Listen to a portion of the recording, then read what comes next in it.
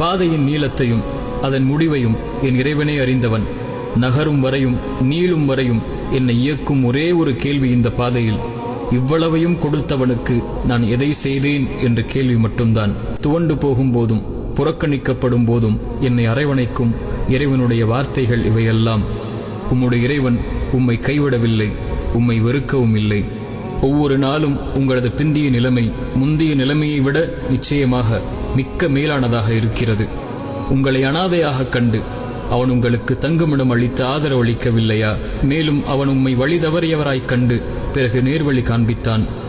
மேலும் உம்மை ஏழையாய்க் கண்டு பிறகு செல்வந்தவராயாக்கினான்.